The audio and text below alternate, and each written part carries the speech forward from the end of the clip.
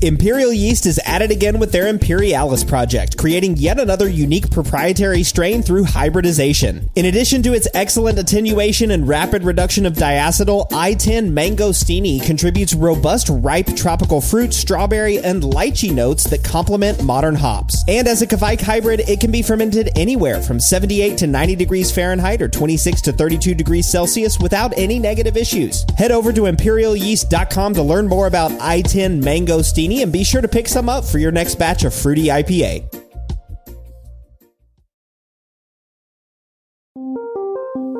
Welcome to the Brew Lab. As brewers, there are so many things we can do to make sure that our beer is of the utmost quality. There's probably an endless list of things that we could monitor, so figuring out what's important to you and learning how to go about monitoring it through the brew house is, in my opinion, one of the most fun parts of being a brewer. I'm your host, Cade Job, and today I'm back in the lab with my co-host, Jordan Folks, as we apply the learnings from last week's episode, tracking fan to improve beer stability with Kira Foyce and Stacey Williams of New Belgium Brewing Company. Definitely one of my top priorities is ensuring that I make a shelf-stable beer. And I've thought of a lot of different ways about how I'm going to do that and tried, you name it. And one thing that I've heard a lot about in the literature and the internet forums and so on and so forth is that keeping your hot side aeration down or even going for a full-blown low oxygen brew on the hot side is one way to do that. And hearing you guys talk so much about fan, I can't help but wonder if there might be some sort of correlation there. So maybe today we could talk more about low oxygen processes, and maybe you can kind of intersperse that with what does this mean for fan production? Yeah, I mean, I love it because I think the key to LODO is, of course, like thinking about how oxygen enters the system and trying to keep it out. And, you know, so that's kind of what we're thinking about with fan here. We're not necessarily trying to keep fan out, but if you want to monitor fan and, you know, maybe not have too much, but also have enough that yeast can ferment, that's a good thing. And that's what Kira and Stacey were looking at with New Belgium. And that's kind of hard to do as a home brewer, right? Because you're not going to be able to measure fan. But similarly with oxygen, you're not able to measure oxygen in a meaningful way as a home brewer. But we do have this thing called low oxygen brewing, or LODO brewing. And of course, neither Jordan and I have any experience monitoring fan, but we do have experience with LODO. So we thought, hey, what if we talk about low dissolved oxygen brewing, or low oxygen and dissolved oxygen brewing, LODO, and use that sort of as a springboard or as a platform for discussing fan. So thinking about where oxygen might enter the system is just like what you said, Jordan, that, you know, as oxygen comes in, that's a less stable beer. Fan, if you have too much of it or if you don't have enough of it, also not as stable. So we were thinking, hey, let's see how we might monitor and control fan. And of course, those last two goals are the next thing that you do after learning about the thing, which we did last week, right? We learned about fan. So this week, Jordan and I will use our LODO experiences to talk about LODO, right, and share our experiences there, but also make some educated guesses about monitoring and controlling fan. If you're not already a patron of Brülosophy, please consider becoming one. We really appreciate the support that we get from our patrons, and as a reward for your support, of course, you get access to unpublished contributor recipes, discounts at YakimaValleyHops.com, and an invite to a monthly live Q&A session. Becoming a patron is easy. There's no obligation. You can cancel at any time. And if you're out there listening to this show, I really hope you'll check it out. Last month's guest was the Brew Lab's resident sensory scientist, Jeff Daly. And of course, as a listener of this show, you know Jeff has incredible knowledge of hops, beer, and sensory, which he shared during a private Patreon Q&A session. If you missed the live version, you can still check out the recording on the Patreon Facebook page. But of course, you have to sign up to become a patron. And you can do that by visiting patreon.com/Brülosophy. Another great way to support us is by using those links at brülosophy.com/support. There's some really cool affiliates who give us a small kickback if you purchase from their site by using one of Brülosophy's links. It doesn't change any part of your shopping experience, but it does help us out. So head over to brülosophy.com/support to check it out. All right, for this week's feedback, listener Alex wrote in. He says, hey guys, which bottles do you use for your saisons? He actually wrote this as a Spotify comment, which I didn't know you could do. And so, Alex, you probably wrote this a while ago, and we're just now getting to responding back to you. But hopefully, we can answer this question. He says, which bottles do you use for your saisons? I've been using pop tops because they hold much more pressure than normal bottles, but I'm worried about these bottles keeping oxygen out long term. I thought this was a great question, Alex, especially in what we're talking about with with LODO Brewing today. This is cold side aeration, so pop-top bottles potentially having oxygen ingress. Jordan, you've used pop-top or like Grolsch style bottles before, right? And do you have any trouble with oxygen? I don't use them for long-term storage. So the few Grolsch bottles that I have will be like for filling from the keg to take to a homebrew club meeting or a friend's house. Yeah. So I agree with Alex. I have the same concerns with these pop-top Grolsch-style bottles. This is a well-known, urban legend in homebrewing, is that as convenient as they may be, they may not be as hardy as a crown cap. There's been stories of those failing over time after repeated use. So I've always just used a crown cap, and that means I have to use a bottle that doesn't already have a Grolsch top for it. And I prefer thick brown Belgian bottles because, in my opinion, Saison should be super fizzy and super highly carbonated. So More Beer has a couple options, as is my local homebrew supplier, FH Steinbart, where there's a really kind of standard German bottle that's kind of that squatty 500 milliliter. I can handle up to 3 something.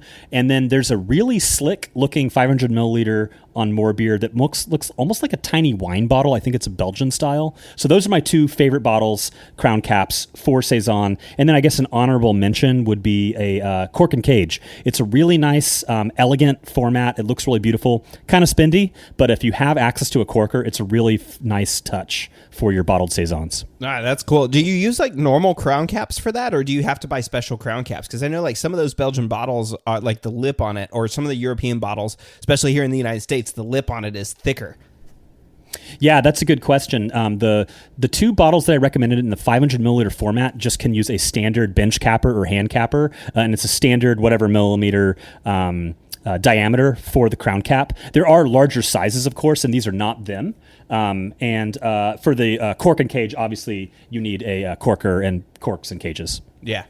That is a really cool idea. I love that idea of having a Saison. That's a really fun way to share a Saison too, right? If you're making it, having a cork and cage is really cool, especially because you can get it super carbonated. They hold a lot of pressure in those bottles. The bottles are thicker. You don't have to worry about explosions. The Grolsch top ones, I'm in a very similar position with you, Jordan. I've never actually put a bunch of beer in a Grolsch top. I've mainly because I never really wanted to spend extra for the Grolsch top bottles. I always just bought the regular bottles with crown caps, but I have, like you said, taken beer for short trips over to people's houses in like some Grolsch top, like liter size, Grolsch type bottles. Wow, that was hard to say. Got it though. But yeah, I'd be a little worried about oxygen coming in too. So those wouldn't be my preference. So like Jordan said, those are some great options for Saison. This is another plug or another bump for the crown and cage ones because I just think that's such a cool way to serve Saison. So all right, after this short break, we'll be back talking about how to monitor and control compounds of interest like oxygen and fan in your brewery.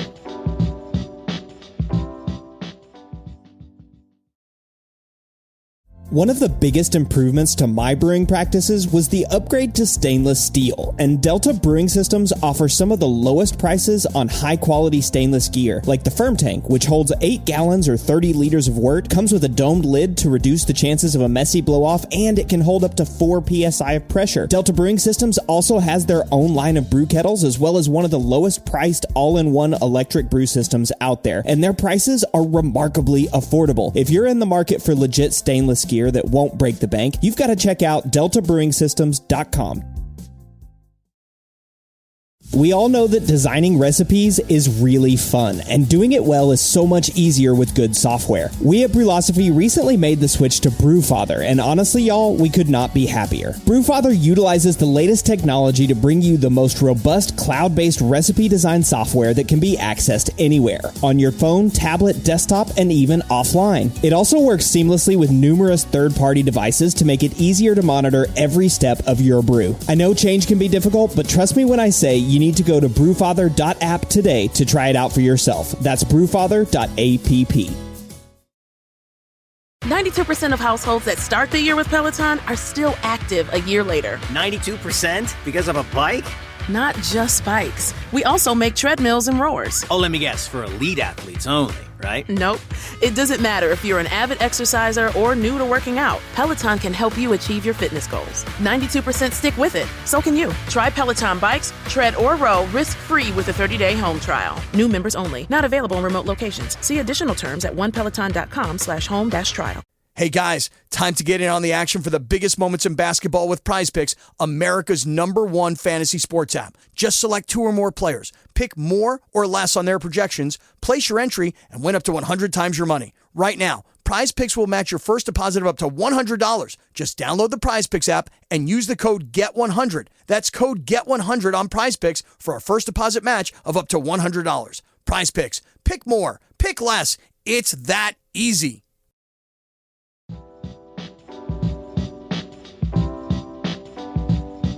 A few episodes back, I talked with Dr. Laura Burns about attenuation, that idea that yeast consumes sugars and turns it into alcohol and CO2. Well, yeast needs nutrients in order to make the machinery that do those things and also protect itself from the toxic environment that it's causing, namely by producing alcohol and CO2, things that are poisonous to the yeast. Free amino nitrogen, or FAN, is an easily assimilable source of some of those nutrients. And of course, we talked about that last week on the episode. Did you learn anything interesting on that episode, Jordan?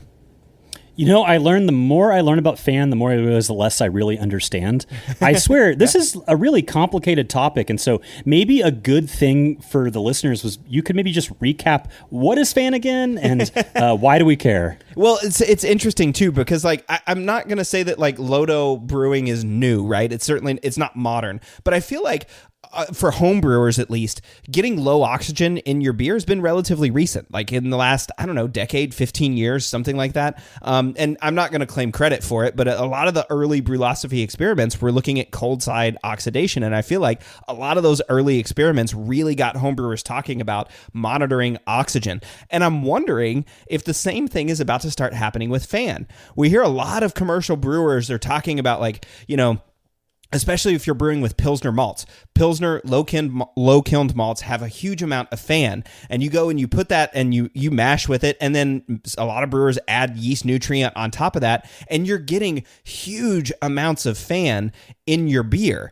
And that's not necessarily a problem if the yeast can use it, but there's a point where you've got too much in there and the yeast can't use it. And then, like Stacy said, FAN leads to these creation of Strecker aldehydes, and Strecker aldehydes are the things that make your beer taste bad quicker. All right, they make it taste stale, they make it taste flabby, they can taste like honey or sherry. So those staling compounds that you're thinking about, those are the things that FAN might be contributing to. Now, it's not just FAN, right? Oxygen also contributes to those, and there's other things, but that's kind of the big takeaway that I've been starting to learn from Stacy and Kira's research, but also from when talking with Glenn Fox and talking with commercial brewers like Campbell Morrissey up at Frame. He's really concerned about FAN in his lagers. In fact, he said, he's told me anecdotally, I hope he's okay with me repeating this on air, but if not, sorry, Campbell, that he wants to get sub 150 ppm for lagers, and the recommended range is 150 to 250, but he wants even lower. He wants to be down at 120 for lagers. So he's doing a bunch of things in making their Freem Pils, which Jordan, is a fantastic example of a Pilsner. Right? I mean, that's one of the, in my opinion, one of the top 5 Pilsners in the country. I mean, it's definitely one of the top 5 in the Northwest at the very least. And I love that style too, because it's almost like a Northwest style Pilsner. It's just like a little extra hop in character, but it's free of flaw. And there's just nothing to hide behind that beer. And so I'm not surprised they put in a lot of thinking into this. And one of the things that they mentioned in that episode was, I think, an almond character could come from excess aldehyde, whatever, from via FAN.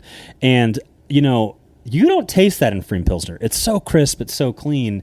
And so maybe they're onto something there. And I brew a lot of Pilsner malt-based beers, and I swear I've gotten some almond character sometime. And especially with ones that aren't as highly hopped as a Pilsner, more like a Helles.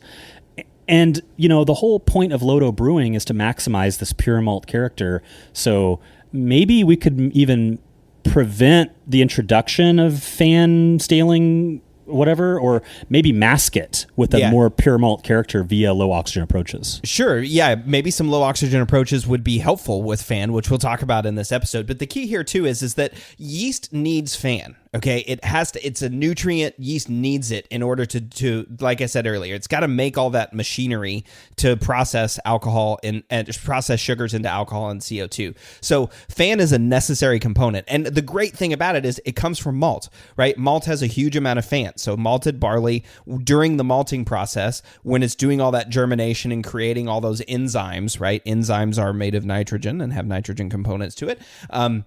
They're all of those things that's happening during the malting, and it's bringing a huge amount of fan to the beer. So you do need enough fan, right? Yeast needs it in order to be able to have a vigorous fermentation and not produce other off flavors. Yeast can assimilate enzymes that it needs. It can assimilate and it can even build its own fan if it needs to, amino acids if it needs to. But it takes a lot of effort and energy. So if your yeast is spending energy building, enzyme machinery and not processing sugars into alcohol, one, your fermentation is going to be slower.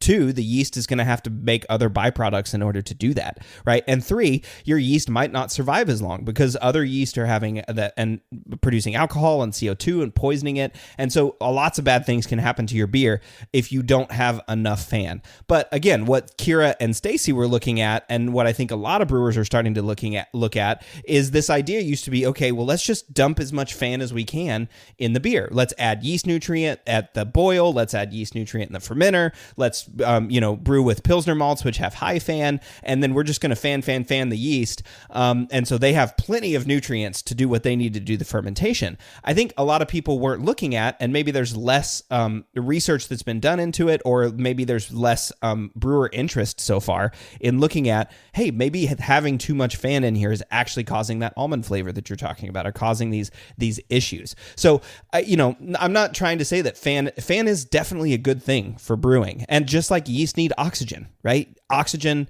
has to come in during fermentation. Yeah, especially if you're repitching for multiple generations. At some point, your yeast is going to use up all the oxygen. It needs oxygen for its cell wall, that compound, ergosterol, that's the compound that I talked about with Lance Shaner.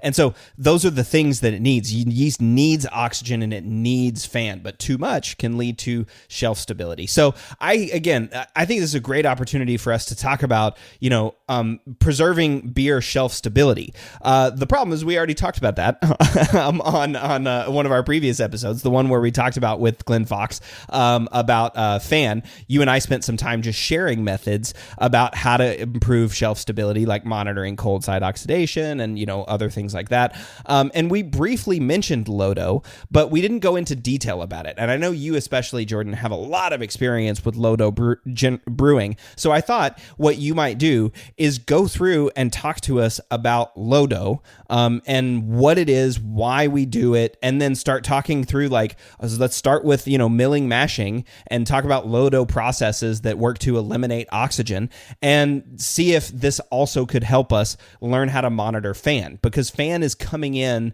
to the brew house, maybe not at the same times as oxygen, but maybe in some of the same ways, and maybe some of the tips and tricks that we use for LODO could be used to monitor fan. Well, what's tough about fan, what I'm hearing, is that it's not all or nothing, right? It's not maximize it, it's not minimize it, it's find that sweet spot. And it's, kind of like salt on your steak or something, right? Don't have any, it's really bland. Have too much, you've ruined it. And so LODO, on the other hand, low dissolved oxygen brewing, or low oxygen brewing LOB, generally is you're trying to eliminate and mitigate hot saturation to the maximum extent. So it's a little easier in that regard of, we're just trying to eliminate it. There's no sweet spot. We want none. But it's really challenging. And it's a bit of a quixotic quest. Yeah.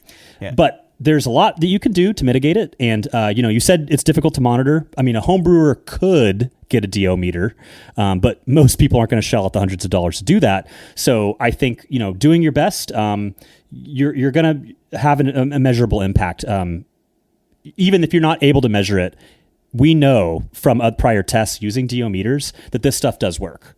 Whether or not there's a big taste difference, we'll explore that today. So I think that let's start off with what is low oxygen brewing. Again, we're trying to minimize hot side aeration, so reducing and eliminating oxygen into basically your mash and boil. And so they say that this is a way to make really malt forward characterful lagers. This is something that's been written about in kind of old school German brewing texts, that they were doing things to mitigate oxygen exposure. And we even did an experiment at Brülosophy attempting to do a really good LODO process beer versus a standard process beer. And one thing that you see in that article on the website is there's really stark differences in color in the wort samples. And so as a mash is oxidized, it changes color, and you can observe that if you can do a side-by-side, treatment and control. And so, if we're able to mitigate oxygen exposure to the mash in the boil, we can preserve that malt color and presumably preserve some malt flavor that could just make a really wonderful lager. It could be used for any style, but that seems to be where people are really interested in doing it. And notably, it's one of those advantages that homebrewers have. I don't know if there's any American brewery that can or does use LODO practices on the hot side. And a homebrewer can really go all out here. And so it's one of those unique opportunities we have at the home scale to maybe make a lager that's even better than the big brewery down the street. Yeah, and it is cool, right? I mean, if you think about it as a brewer, as a commercial brewer, it'd be really hard to totally eliminate all hot side oxygen influence. I mean, it would be really, really, really tough. But like you said, as homebrewers, this is the cool part, again, is we get to experiment a whole bunch, right? If we make a bad batch, it's 20 liters. Nobody cares, 5 gallons, which sucks. And it sucks to pour beer or dump it down the drain, but it's not the end of the world. But we can add a whole bunch of cool devices, right? We can even DIY some things that can go on to fermenters or boiler or mash tuns and really preserve that low oxygen. And so, like, thinking about that and like relating it back to fan too is this idea of Strecker-aldehyde formation. And so Strecker-aldehydes are coming from fan, and that's like one of the main predictors of Strecker-aldehydes. So like if you get oxygen in your wort during the mash, right, that oxygen theoretically is going to carry through and be present in the beer and cause staling reactions that are at the end of the beer. Very similar concept with fan. If you have too much fan getting in the mash, and it's going to stay in the beer. I mean, it's going to reduce a little bit through the brewing process, as we saw, as Kira talked about her research. But a lot of that fan is going to be there until the yeast get to it, and then the yeast are going to ferment, use up a whole bunch of the fan. But there still might be a whole lot of fan left over. I remember Kira saying, like, of the starting fan, almost 60% was used, which meant 40% was left. Like, that's a big chunk of fan that's left in the beer. I mean, think about that if you were talking about oxygen, right? If you added all this oxygen at fermentation and then 40% of the oxygen remained at the beer at the end of the fermentation, you'd be like, oh crap, right? I'm going to have to drink my beer in the next 3 days or it's going bad. And I'm not saying that fan has that level of impact or effect. We still don't know. I think there's a lot of research that's going into that. Glenn Fox talked about that, and Kira talked about that, and Stacy talked about that.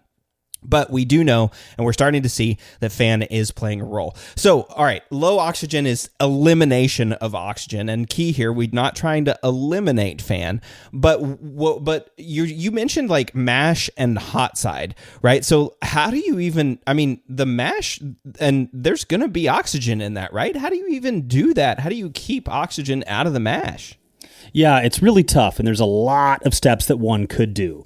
And basically, we're looking at exogenous additions, be it some sort of chemical or maybe nitrogen or CO2 flushing, as well as more mechanical considerations and approaches. So where one thing that may surprise people is LODO brewing starts with milling, and they will often do a wet mill. Now, one could go really all out and like purge the mill and purge the hop basket, etc. I'm sorry, the grain basket, and that's not unheard of. I think New Belgium purges, and then the other thing is this wet milling approach, and I don't really remember why they promote it, but something about it's like a more delicate mash, and it like breaks up the husks and stuff in a more ideal way. And I believe Freem uses a wet mill as well. And so there's definitely some more on the milling side. You do see some of that as a bigger brewery best practice to purge and or wet mill. But at the homebrew level, that's actually not that hard. And so I believe it's about 1% by weight. So if your mash was 10 pounds, you'd have 1% of that of water. And then the easy way to do it is you use your spray gun or your spray bottle for your sanitizer. Rinse that out, get all the sanitizer out of it. And it's just like an inch or two at the bottom for like a normal 5-gallon batch or so. And you just spray the grains and use your mash paddle to mix it around. And you're just slightly dampening them. And when you mill it, it gets a little sticky on your mill, so you might want to use like an air dust or something to kind of like clean it off a little bit. It's not that big of a deal, but I found it very annoying. And so when I was doing LODO brewing more actively, that was one of the things I hated the most, because it's not that hard spraying your grains down, but it's just like one more freaking thing you got to do. But it's really easy to do on the homebrew scale. You just have to like get the courage and the effort together to actually pull it off. Yeah, I mean, we do that too at Oregon State for our research brewers. It's not technically wet milling, but we like spray water into the mash tun as the mill is like falling down, so the grain is falling through like a mist of water into the mash tun. So I think one of the things that it helps with also is extraction efficiency. You're getting water contact with the grains, and so you're not having dough balls or clumps or hot spots as much as you might otherwise have in your mash. That's certainly a mechanical, physical characteristic. But you mentioned oxygen scavenging your strike water, which is cool, like to think about. That's got a similar parallel to fan. That's an ingredient, right? Your ingredient is coming in with oxygen, and so you're boiling it or adding some sort of chemical solvent or something to it to scavenge the oxygen in your water. Boiling CO2 up through it will even purge the oxygen out of your strike water. Malt is the primary source of fan, as we talked about. So as that ingredient, if you're trying to control fan, again, we're not trying to eliminate it, but we're trying to monitor and control it. The way that you do that is by looking at your COA. And it's like I've said this a bunch of times, and I've gotten a bunch of feedback from people that said, homebrewers don't have access to COAs, and we don't have access to this information. I've talked to a couple of homebrew shop owners, and they've said, well, I mean, we can get it, right? If you want it, just ask us, and we can get it. It's not that hard. Also, the grain of bag, the bag of grain that the malts came from has a QR code on it, usually that the shop owner can just scan. But I digress. The more important thing is look at that fan number, and that fan number tells you the milligrams of fan that you'll have per liter of wort. So that's what the reported number is on your COA.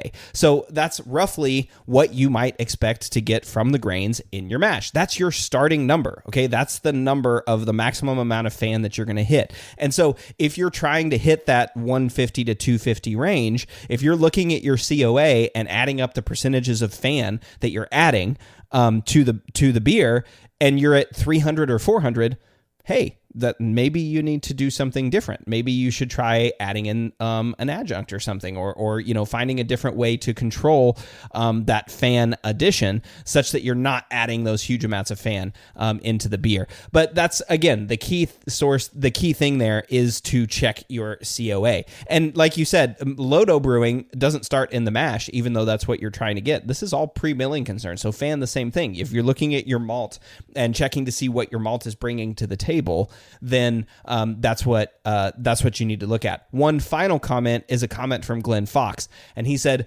the reported fan measurement is a measurement of the ASBC and EBC's fan assay. That's their process for doing it. What that means is it doesn't account for proline, which could be about 25% of the protein content. So you may have another 25% above what's listed on your COA. So if you've got 100 on your COA, that means you've actually got 125 milligrams per liter. That's a big deal because, as Stacy and Kira said, proline can lead to oxidation and staling, right? It can be this key. And another thing too, yeast doesn't consume the proline. So think about those things as you're looking through your COA. If you're trying to monitor fan, you need to look at your COA, understand what number's on there, add 25% to it because of proline, and then that's what you're starting at.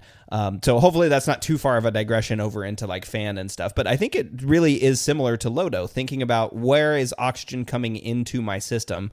And in this case from water, there's oxygen in it. And so you're trying to scavenge your oxygen, scavenge your strike water. Same thing with your fan. Check your COA so you know what's coming in, and then you may be able to make changes.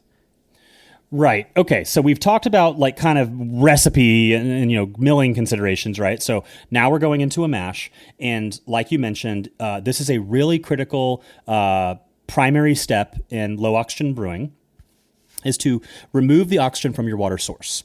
So water from the tap is going to have oxygen in it.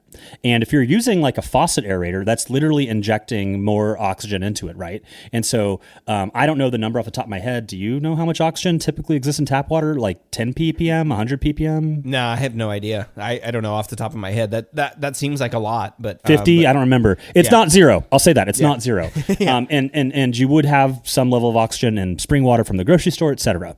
And so the easiest way to get rid of that oxygen is to boil it. Well, I say that's the easiest, but I think there's actually an even easier method. But the kind of traditional, simple method that requires no additional equipment is you pre-boil your water. The annoying thing about that, though, is then you have to get it back down to your strike water temp, like 150 or whatever that might be. And so you have to then chill it down. Because if you did it the day before, then you're going to be absorbing more oxygen during that natural cool down time. So you have to pre-boil it, 5-15 minutes, and then rapid chill it to your strike temp of like 150 without going too low. And that's the pre-boiling method. And I guess for some reason, copper brings oxygen into solution. So you have to use a stainless steel chiller at that.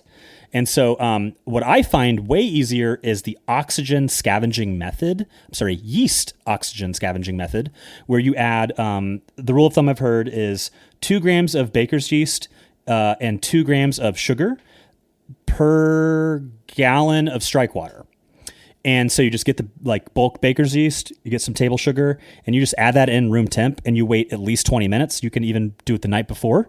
And that does a really good job of scavenging the oxygen and this kind of mini fermentation. They say it has an impact on your pH of your mash, but I found it to be so negligible that I didn't try to overcorrect for it. And I have not found that it had any sort of flavor impact in terms of like a yeasty flavor from adding this baker's yeast, because you smell it. It kind of smells like a baking bread or something. And we actually did a test where I compared a beer that had the strike water yeast oxygen scavenged versus just a standard water from the tap, but no other extravagant LODO techniques were used.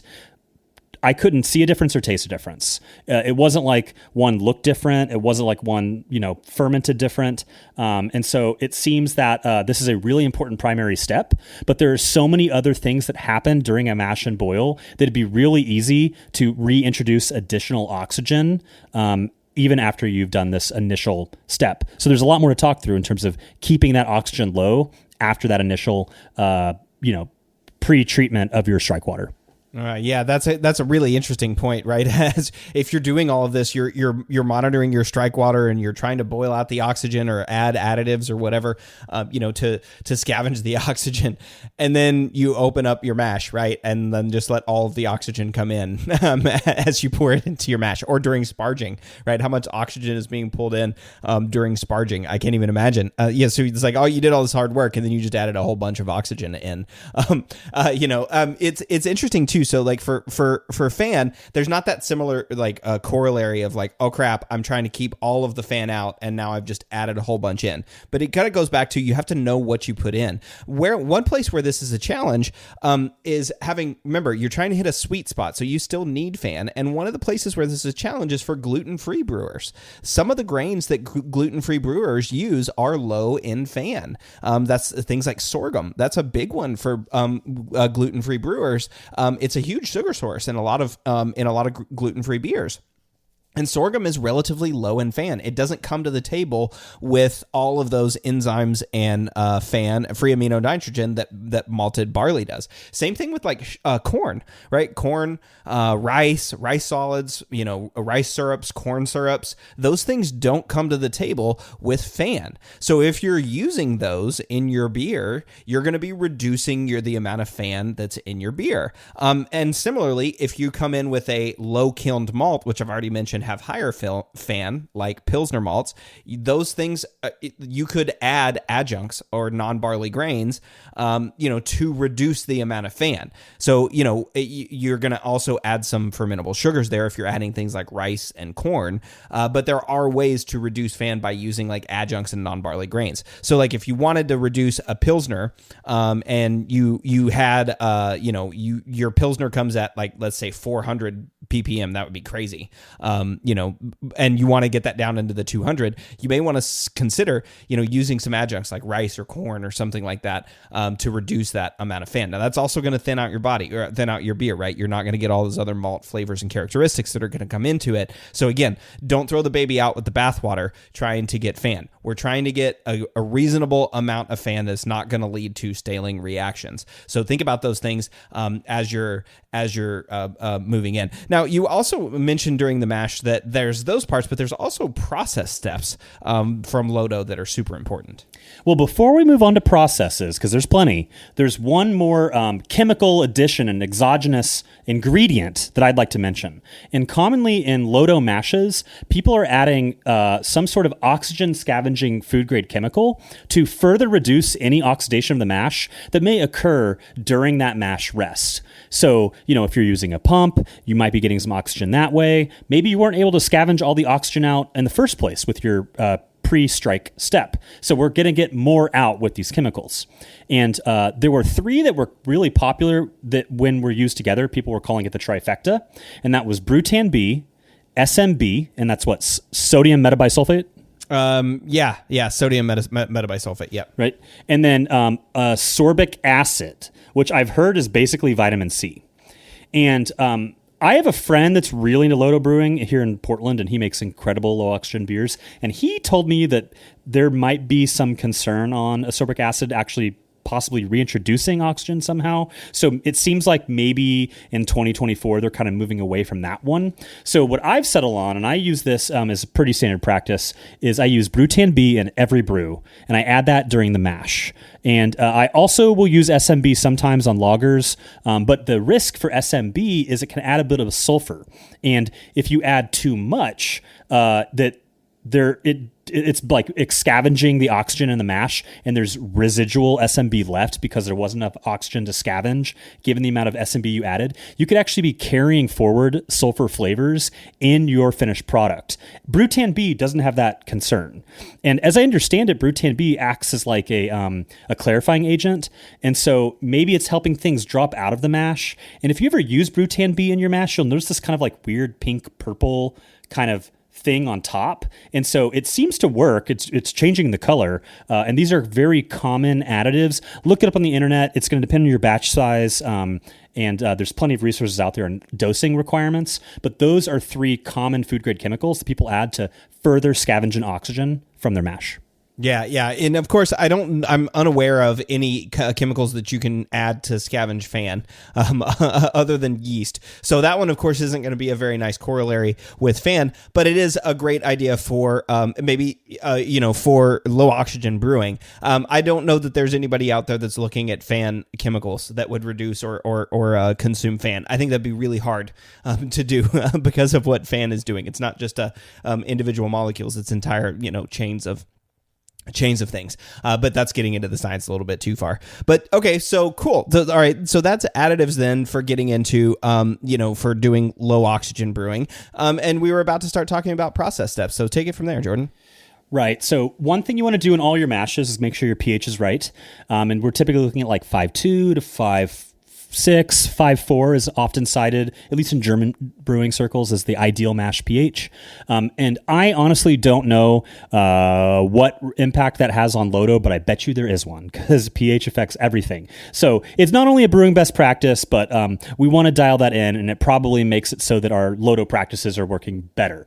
But there are a lot of process things that happen that you want to use to control your mash oxygen introduction. So one popular approach is underletting, and that's when you have your strike water and then you push it over, and maybe even gravity, really gently that way, to a different vessel that already has your crushed malt in it. That way you don't have to dump your malt into your strike water, introducing mash via that step. And you can obviously CO2 purge the heck out of everything during all of these steps. So underletting, it's one of those things that I'd love to try around more, but it's kind of annoying for me being an all-in-one brewer, because then you need multiple systems involved. Brewing through Brülosophy, I actually have 2 identical clawhammer units, and that's one idea that I'd love to do sometime, is using both to brew a single batch of beer, because then I could push things around and do this underletting step. So that's not something I've done a ton, but that is one such process step. Want to hear about a couple other ones? Yeah, let's go through them. Okay, so now you've got your mash in there. You've pre-boiled it. You've wet milled. You've added your trifecta. You've underlet. But now you have this mash that has this giant source of oxygen sitting right on top of it. So what LODO brewers will do is they'll actually add a mash cap, and you could buy one online probably that's like custom made for this. You could build one, but basically it's just something physically resting on top of the mash liquid and grains, right? And so you could maybe even use like cellophane, maybe that'd do something. And so, with some of these all-in-one systems like my clawhammer, it effectively has a built-in mash cap, because I can dial it in so that the lid is resting directly on top of the grains. So that's the next thing that we're often doing in the low oxygen brewing, is some sort of mash cap, so that you just don't have oxygen sitting on top of your mash. Oh wow, interesting. That's really interesting, right? Like I mean, I've never used a mash cap before. I've heard about underletting. My understanding from underletting is it's just not all that like splashing and aeration that happens, right? As water is splashing around, air bubbles are getting caught in there, and when air comes in, oxygen comes in. So underletting is this nice smooth, just raising the water level by coming under the grain, so it's not like splashing in. That makes sense. The mash cap to me thing, that one's interesting. I mean, sure, there's water or air that's coming in, at that air water interface, right? At the mash and air interface, there's air that's coming in there. But I wonder like how much the cap actually does to keep air out, because if there's any, room for air to come in there, it might actually just like go in. But I mean, good people talk about it all the time as a great way to reduce to reduce oxygen. That's something that is really interesting to me. And then you've also talked about getting your mash pH, right? I mean, that's an important one for LODO. But that's also an important one for fan. pH is going to impact the amount of fan that gets released, into the wort. That's going to make it from the malt into the wort.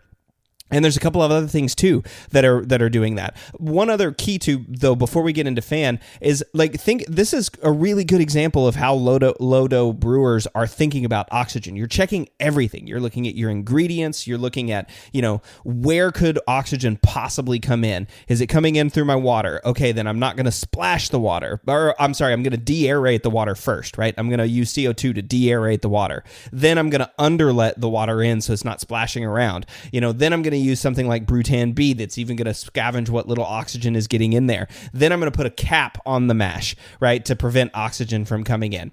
And so it's really interesting to think about, like you're really looking at a microcosm of the brewing process and going, where is oxygen coming in? And you can kind of do that the same way with fan here. We've looked at our mash, our malt. We've looked at our COA to know how much fan we're going to get in the beer. But then things like adjusting your mash temperature comes into play. The higher the mash temperature, the more your fan decreases, right? So if you have a higher mash temperature, fan goes down, which is kind of an interesting deal, right? At least it's not something that I would have thought. I would have thought like warmer beer, more fan into solution, right? Warmer, higher mash temperatures. But no, fan actually decreases as your mash temperature goes up. But if you do a protein rest, then you might increase your fan. So if you're mashing, if you're doing a traditional like Congress mash, which is used to get that number on the COA, that's a protein rest and then a beta rest and then an alpha rest. So you have 3 different temperatures that you're resting at. If you just mash in at a single infusion mash at like 65 Celsius, something like that, 155 or higher Fahrenheit, your fan is going to be lower than what is reported on the COA. So that might be a way to reduce the amount of fan if you're have high fan on your COA, is by having a higher temperature mash. You might also want to ditch the protein rest. The protein rest might help for things like shelf stability. It might help for foam and all those other things that we've talked about previously that are benefits of the protein rest, but you might increase your fan, right? So if you've got a Pilsner and you're doing a protein rest and that Pilsner says it's got 270 ppm of fan and you're trying to get below that 250 or you're even trying to get down to 200, may want to try to knock out that protein rest so that you're not actually hitting that high level of fan that's on that COA. So it's interesting, right, to think about how the brewing process, how these different compounds make it into the process. Now for LODO, there's 2 big characteristics that you're looking at. You're looking at the mash and then you're looking at the boil. All right, so we're going to take a quick break. We spent a bunch of time talking about the mash and we'll come back starting to talk about the boil, but we'll also talk a little bit about things that happen after the boil where oxygen can still ingress into your system and potentially cause issues with shelf stability.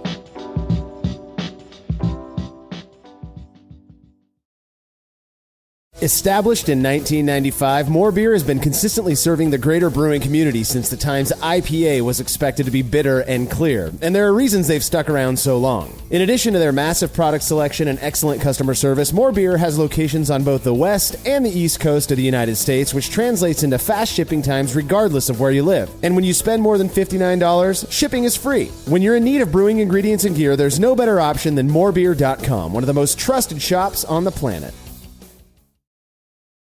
I'm getting vaccinated with Prevnar 20, a Pfizer vaccine. So am I, because I'm at risk for pneumococcal pneumonia. If you're 19 or older with chronic conditions like asthma, diabetes, COPD, or heart disease, or are 65 or older, you are at increased risk for pneumococcal pneumonia. Ask your doctor or pharmacist about Prevnar 20, pneumococcal 20-valent conjugate vaccine. It can help protect you against pneumococcal pneumonia in just 1 dose.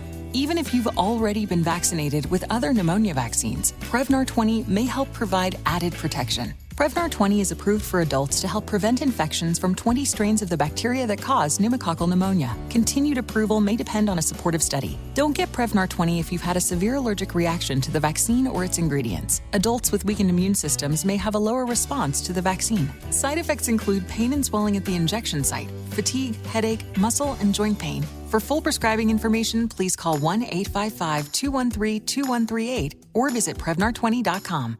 Spin your passion into a business with Shopify and break sales records with the world's best converting checkout. Let's hear that one more time. The world's best converting checkout. Shopify's legendary checkout makes it easier for customers to shop on your website, across social media, and everywhere in between. Now that's music to your ears. Any way you spin it, you can be a smash hit with Shopify. Start your $1 a month trial today at shopify.com/records.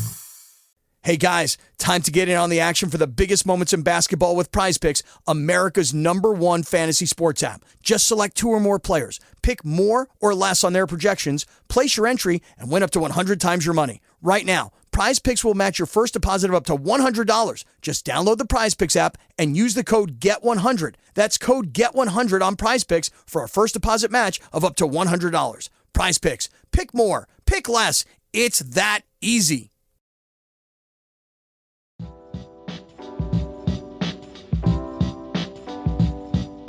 LODO brewers are hyper-focused on minimizing oxygen ingress during the brewing process, specifically during the mash and the boil, but oxygen does become necessary at some points, especially during fermentation. Yeast need oxygen, so even though you're trying to eliminate it, you still have to have oxygen for yeast to ferment appropriately. Jordan, what do you think about fan? Is this something that we'll eventually care more about, like oxygen?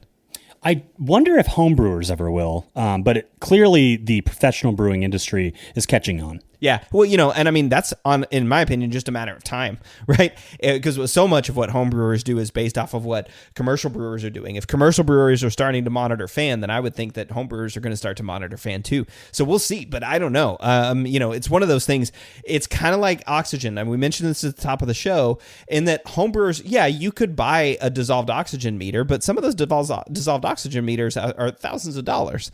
And I don't know. I mean, as a home brewer, I wasn't really that concerned about it. I still made a lot of good beer without having to spend several thousand on a dissolved oxygen meter. A lot of breweries have a dissolved oxygen meter, so that's pretty easy for them to manage and look at. And they're also starting to understand that maybe they should be monitoring fans. So maybe there will start to be some relatively available fan products that you can do to measure the fan that's in your wort. That would be pretty interesting for me in the future.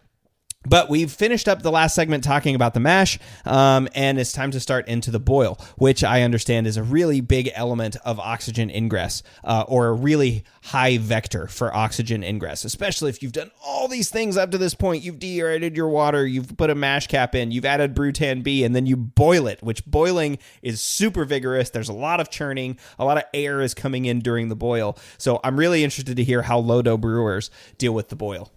Right. And I think that the mash is the biggest concern when it comes to hot side aeration, but there's still some steps they take here. And there's also some things that we do during the boil that have some downstream implications for preserving that shelf stability and that pure malt character. So a LODO boil, they recommend a low simmer. So no vigorous boil that's exploding out of your kettle, a really low simmer. This is something that's been kind of debunked for a while now, is that you don't need a 2-hour vigorous boil when using, pale Pilsner malts, that DMS shouldn't be a big deal. And LODO brewers are sure enough, really taking that to the max with low simmers, and they're even doing covered boils sometimes.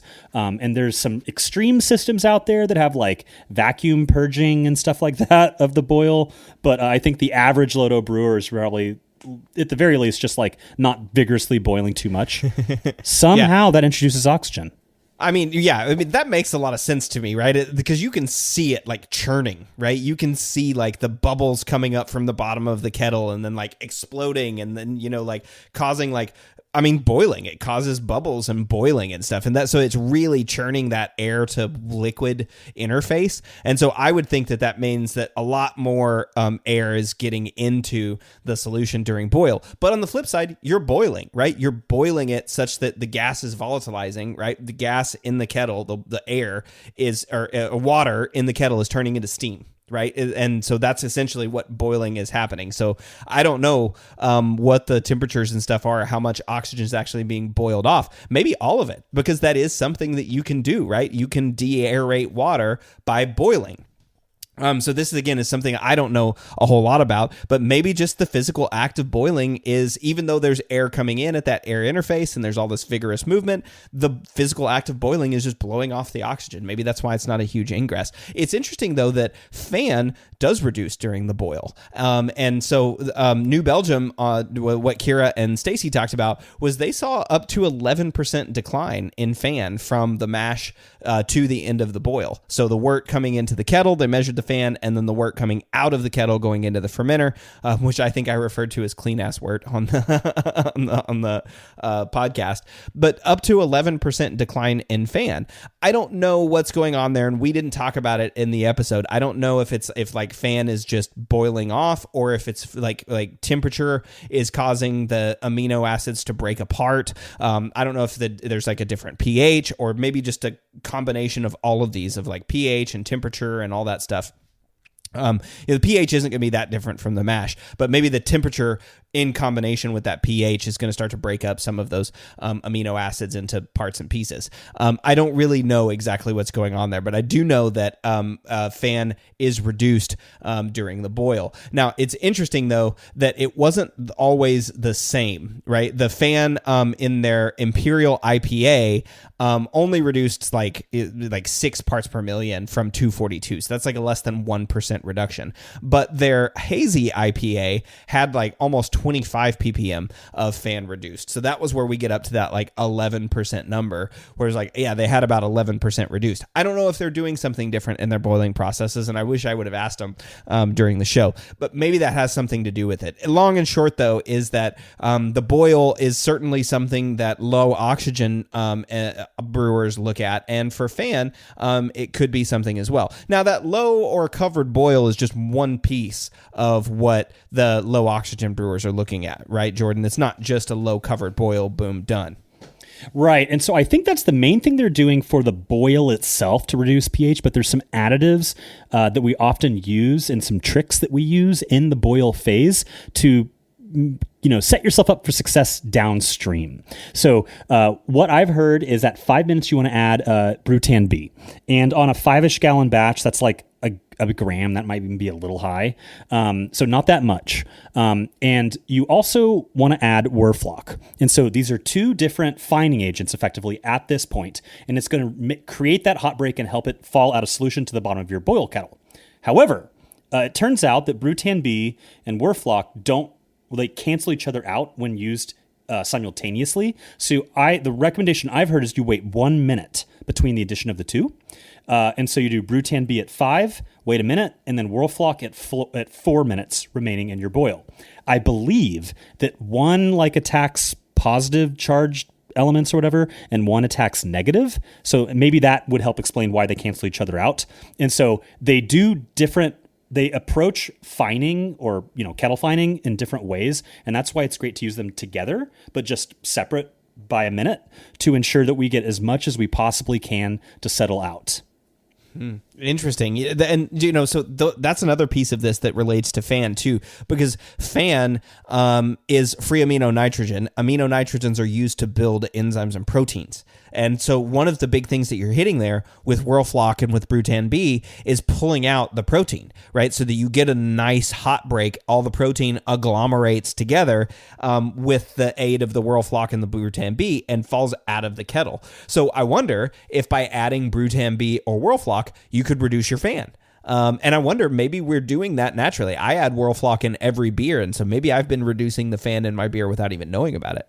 Right. And so the more we talk about this, the more I can't help but wonder if some of these LODO techniques that we're talking about also serve to reduce fan in the final beer, which is a known staling agent, which is the exact thing we're trying to do with low oxygen brewing in the first place. Yeah, wow. Yeah, that's a really good takeaway. Something really interesting to think about is maybe these low oxygen techniques are doing exactly that. We're like also, focusing so much on oxygen, but it's also having an effect on fan too. That's pretty cool. That's something to think about, certainly for the future. As I start to think about this, I had a little wow moment there, where it was like, maybe this is one of the reasons why low oxygen has such a following and a cult following, is because it's already also dealing with fan. Pretty cool. Okay, so additives, physical things like low covered boil, additives like Brutan B and Werflock.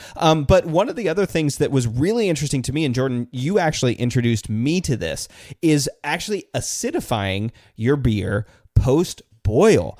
I had never heard of people doing that until you mentioned it as oh yeah, this is part of, German brewing, low oxygen brewing. This is a real thing. And I was curious about this. So tell me more about actually, adding acid after the boil.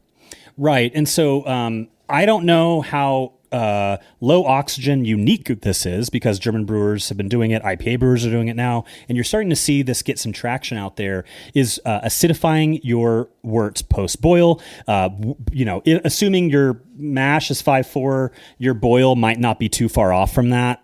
You might see a little decrease, but it's not a wide drop, right? And so we need to add additional acid of some kind to further reduce that wort pH. And so we're typically looking below 5.1 is your target finishing pH of your wort at the knockout phase or like when you're done chilling. And so in a German beer, I prefer Sauergut, but you can use phosphoric acid, citric acid, you name it.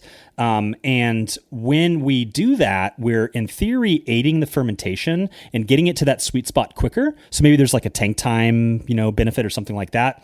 But I believe in the low oxygen world, it has an added benefit of encouraging precipitation of the hot break. So I think that is one of those core reasons that the LODO guys are doing it is by acidifying, we're encouraging hot break. Ultimately, they're trying to get the clearest wort stream possible into their fermenter. And so we've talked about this in other episodes, but this trub, hot break, cold break, does serve a yeast nutrient benefit. So they're probably counteracting that by adding yeast nutrient directly into the fermenter because they're chelating as much as they possibly can to the extent that they might even do a second settling step and then rack off the cold break into their fermenter, racking truly clear wort in there. The theory being that all that gunk that you're leaving behind in the kettle could serve as a future staling agent, and I can't help but wonder if there's fan bound up in that troop. I know. I was just like chomping at the bit here to go like, I mean, it's just like listening to that too. It's like, okay, yeah, you're dropping out all that gunk and all that stuff may be a whole bunch of extra fan that's not necessary. Another thing that you mentioned is reducing the pH to less than 5.1. Kira, I think it was that talked about, I'm pretty sure it was Kira, although it might've been Stacy. I apologize. I can't remember who it was, but they talked about how the, different proteins fall out of solution or are used at different rates, right? And that makes a lot of sense. Proteins have different pKa's, which is their pH range where they're active or inactive in different ranges.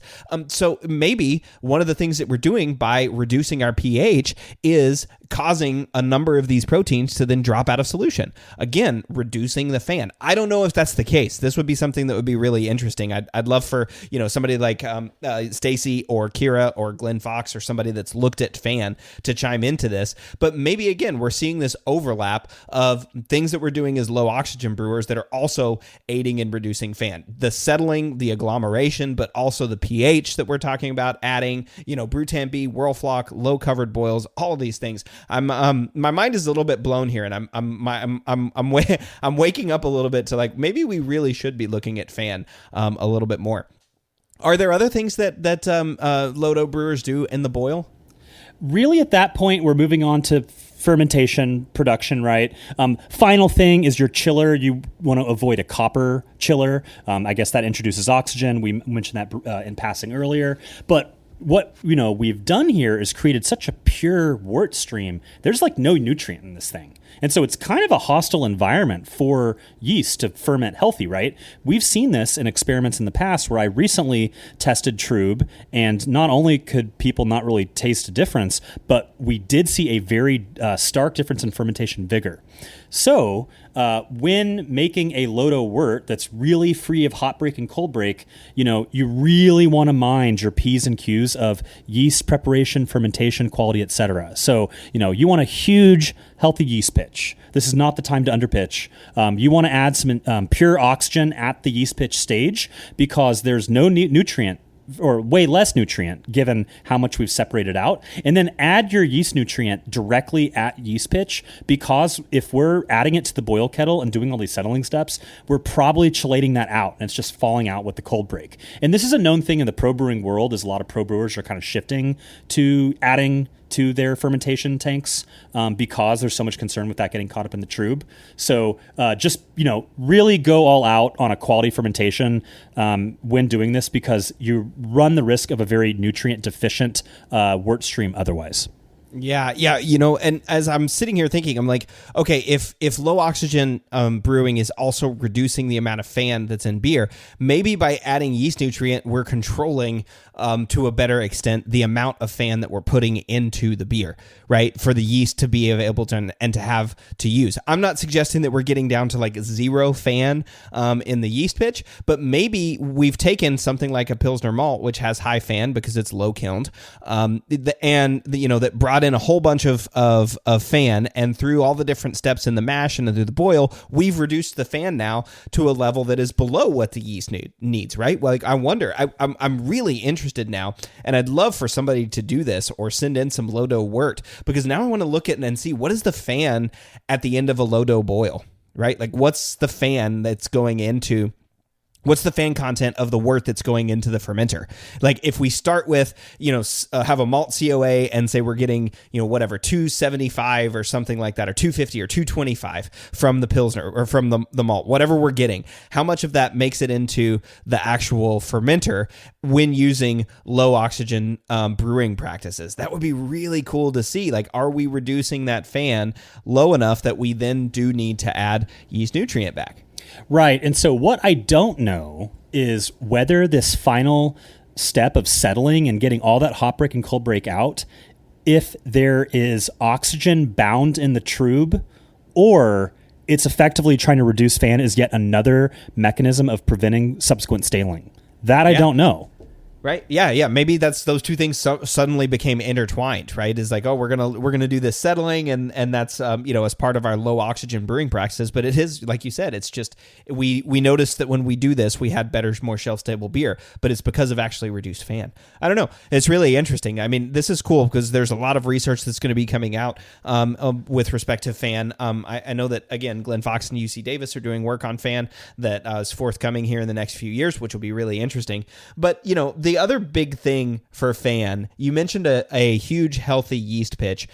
This is the single biggest thing that's going to reduce the amount of fan that makes it into your beer, and that's the yeast, right? Yeast consume the fan to build the machinery that they need to grow and ferment, all right, that they need to do to attenuate the beer.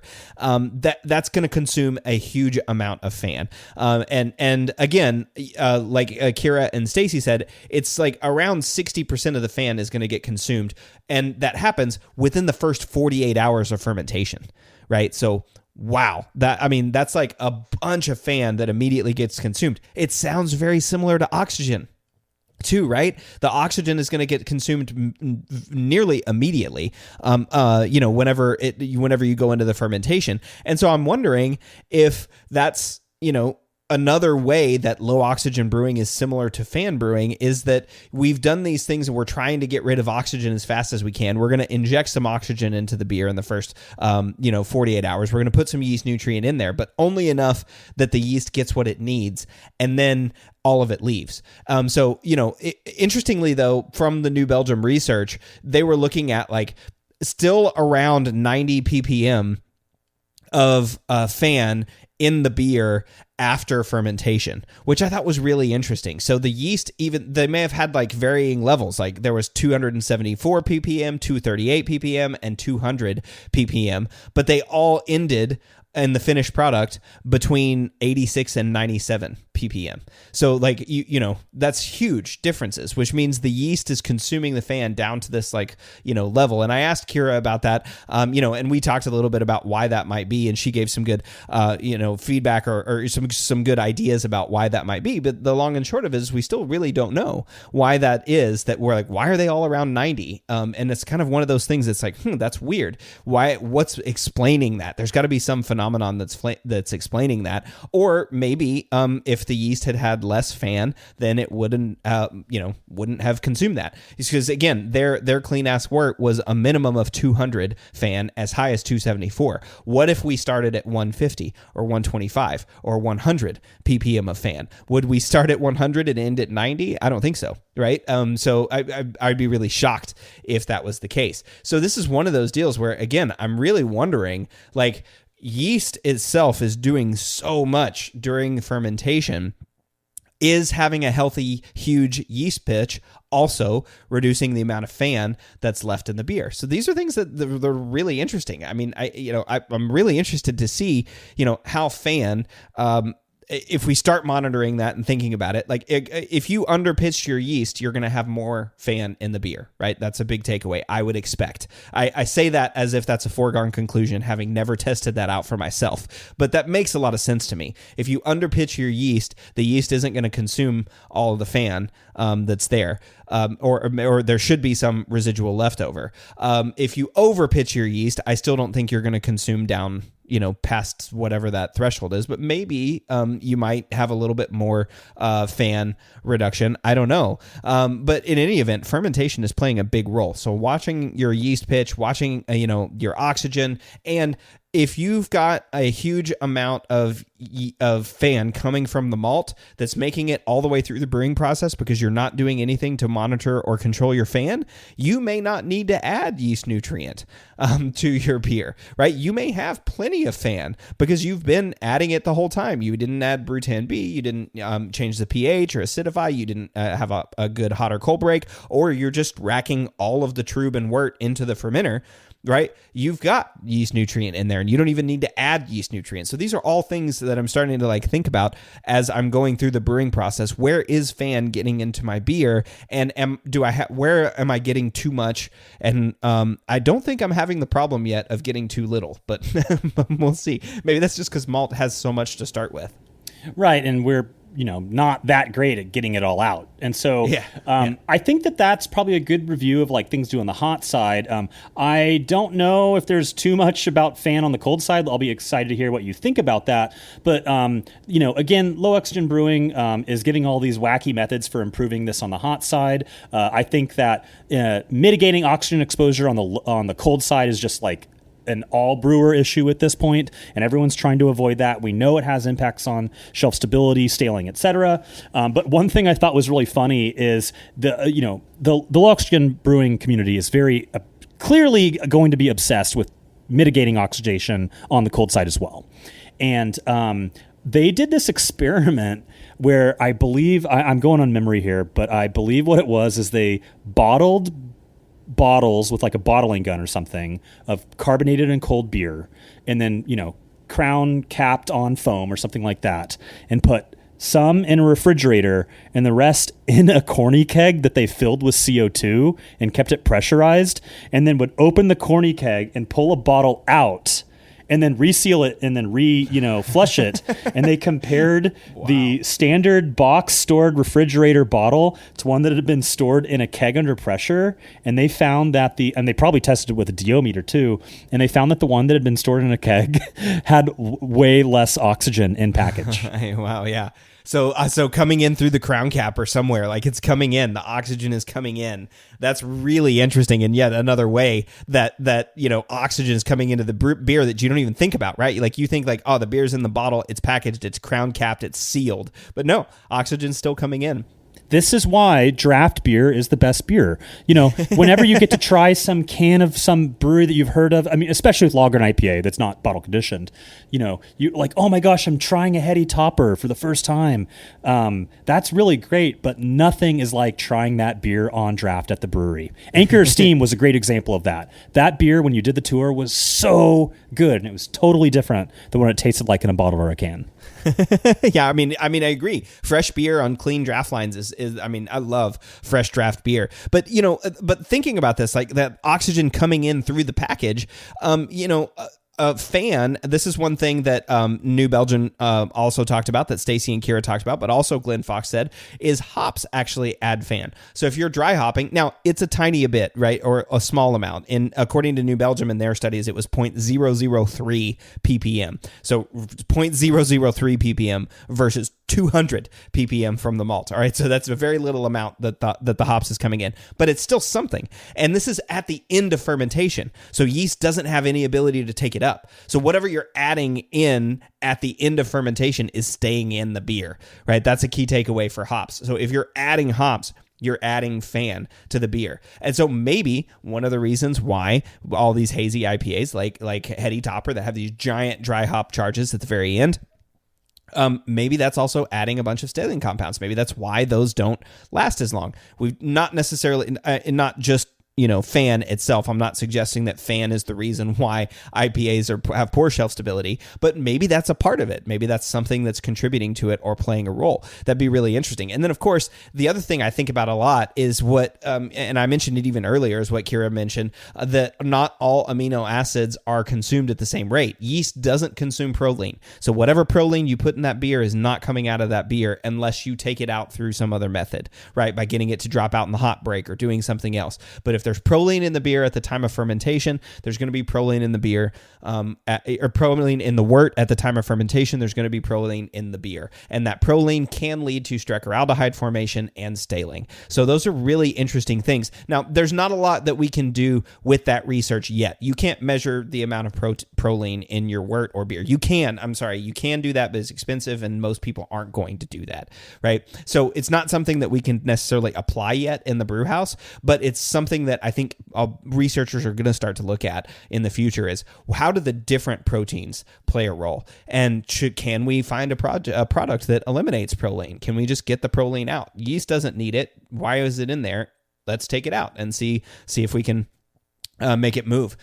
So that's low oxygen brewing on the hot side and the cold side. And you teased this at the top of the show, and so I want to get this before we end the episode today. You talked about some LODO experiments that we've done through Brülosophy. So we talked about, there's been this whole episode saying we want to avoid oxygen because it makes a beer that's more shelf stable and better. We want to control Fan because it makes a beer that is more shelf stable and better over the term. You did some experiments with LODO. Talk to us about those. Right. So earlier I mentioned one where I did one of the LODO elements, which was yeast oxygen scavenging. And sure enough, it was not enough on its own in a beer that was otherwise standard process to make a significant difference. It looked similar in terms of the wort color, tasted similar, smelled similar to both to me and to other tasters. So one of the big arguments around LODO brewing is you got to do it all. It's all or nothing. And if one little piece of it on its own isn't enough because you're introducing oxygen in other ways. And perhaps this lends credence to that theory. Meanwhile, one of our prior contributors did a full-blown LODO batch and did everything they possibly could with the underletting and the stainless steel, not copper, and the mash cap, you name it. And they actually had a DO meter. Look up the article. They're testing stuff left and right, and they were observing major dissolved oxygen differences between a LODO batch and a normal homebrew batch. The interesting thing there was also really looking at that wort color. Is you see a stark difference, and this has been a concern of LODO brewers, is you can even visually see oxidation of your mash. So they gave it to several tasters, and sure enough, it was significant. And what was interesting, though, is that most preferred the standard batch. And the author said that it was really easy to detect it on aroma alone because there was so much sulfur in the LODO batch. And we mentioned this earlier. Sulfur can be a concern with low oxygen brewing, especially when using SMB. And we're also using sulfury lager strains and stuff like that. So it's just, you solve one problem, you create two new ones. And so I think that experiment is really eye-opening, and it shows it did work. It changed the color. We can observe the dissolved oxygen differences. Tasters could tend to tell the difference. However, there was way more sulfur, which can happen in LODO, so it would be interesting to repeat this experiment and try to mitigate excessive sulfur production in either batch and see, even if we can measure low levels of oxygen in one, can tasters still taste a difference? I will tell you, in my own experience, the well-made low oxygen beers I've tasted, they do have a really potent malt character. I have never seen a true extravagant LODO triangle versus normal in my personal life, just on the website. So I haven't had a chance to try them side by side, but they are so rich. I gotta believe that there's something going on there, but it takes a lot of work, and it's easy to kind of screw it up and just make a normal good lager and kind of miss the mark because you accidentally introduce some oxygen somehow. Yeah, it's interesting to take these results, because it sounds like in some cases there wasn't all that big of a difference between LODO. Like you said, you kind of have to do all or nothing. But then doing all or nothing, there was a difference, but sulfur made it in. I'd really love to see these repeated. And also, again, this makes me think about the sensory tests that New Belgium did with Fan. And I wonder, again, if there's this corollary, there's this relationship between low oxygen brewing and Fan, minimizing Fan in the beer.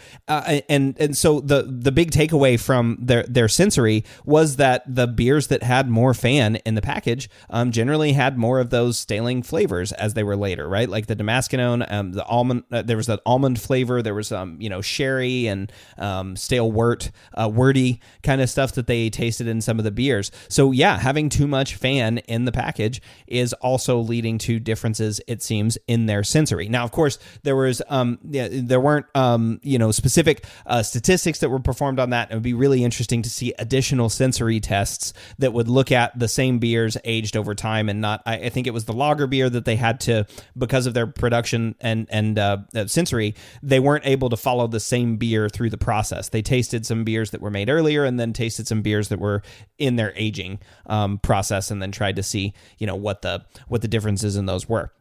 So it would be really cool, though, to see this kind of played out. I would love to now see an experiment where oxygen is tracked and fan is tracked through the process, and then see how those beers come out from a sensory perspective. And also particulates like ppm of trub or something like that, like how turbid or clear your wort stream is. Yeah, turbidity. Yeah, that'd be an interesting one too. You could look at that easily, right? Like look at turbidity, look at fan, and just track it through the brew house, and brew some different style beers, add hops in, whatever you want to do, like to make it interesting. But it'd be really cool to see that as an experiment if that hasn't been done yet. That would be really cool. Well, all right, we talked about LODO, and we shared our experiences as LODO brewers, and hopefully gave you some ideas about applying fan if you wanted to apply and control and monitor fan in your brew house. It certainly seems to me, Jordan, one of my big takeaways from this was that fan and low oxygen brewing might be related. The things that we're doing from a low oxygen perspective to minimize oxygen ingress might actually also be reducing fan, which is ultimately making the beer more stable. Is there anything else that you wanted to add or talk about on the show? I find the connection between these two pretty fascinating, and we might be onto something here. Pretty exciting. Well, it'd be cool. I hope that there are some listeners out there or people that have upcoming research on this or feedback on this episode, which I would love to hear from you. And of course, Jordan and I will be back in 2 weeks with our next Applying the Science episode. We'll see y'all then. The Brew Lab is a production of Brülosophy, where they who drink beer think beer. Don't forget to visit Brülosophy.com to read about our weekly experiments and other brewing adventures, and listen to us talk about it on our other show, the Brülosophy Podcast. Thanks to all of our sponsors and patrons that help make this show possible. If you'd like to receive a reward for helping us do what we do, visit patreon.com/Brülosophy to see how you can do just that. Thanks so much for listening. We'll be back in the Brew Lab with another guest next week. Until then, think beer.